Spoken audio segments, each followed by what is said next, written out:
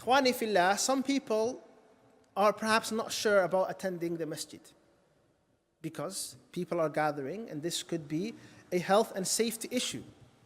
That is perfectly fine. If one is genuinely concerned of his safety, then don't come. If you feel like there are elders at home or you are elderly yourself and you are worried about your health, fair enough. But if you're among those that have no qualms and no problem shopping, sitting in cafeterias, gathering in homes, spending time together, sitting closer to each other than you are now in the masjid, doing everything else, but when it comes to the masjid, to the Jumu'ah, you say, Akhi, come on man, that's dangerous. I don't want to contract any disease. We don't have to attend Jumu'ah. You can all see that this is not sound thinking. And this person is neglecting this great wajib.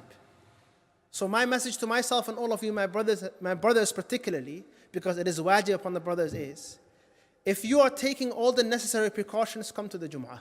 It is wajib upon you.